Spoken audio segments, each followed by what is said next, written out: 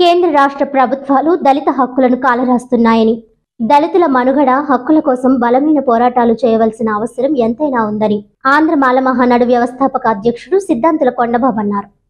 కాకినాడ సూర్యకళా మందిరంలో రాజ్యాంగమే దళితుల ఎజెండా సభను నిర్వహించారు. ఈ సందర్భంగా ఆయన మాట్లాడుతూ, డాక్టర్ బిఆర్ అంబేద్కర్ రచించిన రాజ్యాంగాన్ని పరిరక్షించుకోవాల్సిన బాధ్యత ప్రతి ఒక్కరిపై ఉందన్నారు. కేంద్రంలో బీజేపీ ప్రభుత్వం ఏర్పడ్డ తరువాత దళితుల సంక్షేమం కోసం పాలకులు ఏమాత్రం పట్టించుకోవడం లేదని, సామాజిక భద్రత కరువైందని, దళితులకు రాజ్యాంగం కల్పించిన హక్కులు కూడా అణిచివేయాలని చూస్తోందని దళిత నాయకులు లింగం శివప్రసాద్, పిల్లి శివ, భీమారావు, రామేశ్వరరావు, చెంగల్రావు ఆందోళన వ్యక్తం చేశారు. అణగారిన కులాల హక్కులను, సంక్షేమాన్ని ప్రోత్సహిస్తున్న భారత రాజ్యాంగాన్ని కాపాడుకోవాల్సిన బాధ్యత ఏర్పడిందని, దళితులపై అఘాయిత్యాల సంఖ్య ముఖ్యంగా బీజేపీ పాలిత రాష్ట్రాల్లో ఎక్కువ పెరుగుతున్నాయని, అనేక రాష్ట్రాల్లో నేటికి వారికి తలదాచుకునేందుకు కనీస నివాసం, ప్రాథమిక సౌకర్యాలు అందుబాటులో లేవని, దళితుల సాధికారత అభివృద్ధి కోసం ఉద్యమాలు తీవ్రతరం చేయాలని అన్నారు. ఈ సమావేశంలో బచ్చల కామేశ్వరరావు, ఏనుగుపల్లి కృష్ణ, సతీష్, బొండడ కాంతమ్మ, పులిప్రసాద్, కొండలరావు తదితరులు పాల్గొన్నారు.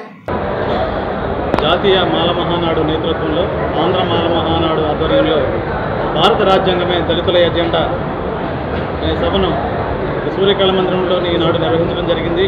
భారత రాజ్యాంగం పట్ల మనవాదులు తూట్లు పొడుస్తూ ఎస్సీ, ఎస్టీ, బీసీ, మైనార్టీ, ముస్లిం, క్రైస్తవుల మీద దాడులు జరుపుతూ అందులో రాజ్యాంగంలో పొందుపరిచిన హక్కులను కాలరాస్తుంటే చూస్తూ ఊరుకోము.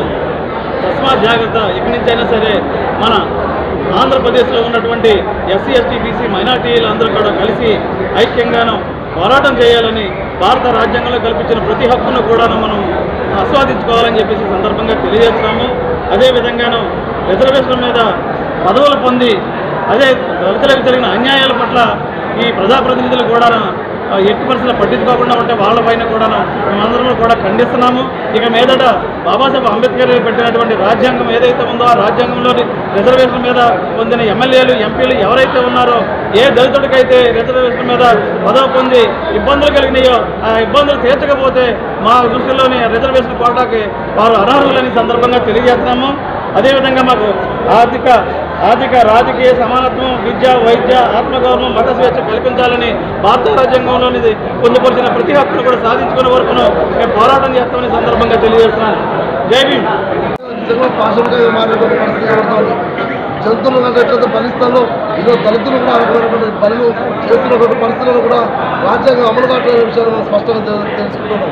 కాబట్టి ఈరోజు భారత రాజ్యాంగం అమలు అనేది మన పౌరుల యొక్క బాధ్యతగా భావిస్తూ ఖచ్చితంగా రాజ్యాంగం యొక్క అమలు తీరు మనం ముందుకు తీసుకునే విధంగా మన కార్యాచరణ ఉండాలని చెప్పి కోరుకుంటూ అంబేద్కర్ రాజ్యాంగాన్ని ఈరోజు మనవాదులు మొత్తం కూడా దాన్ని మార్చి మనవాదం తీసుకొచ్చేటువంటి కుట్రలు చేస్తా ఉంది.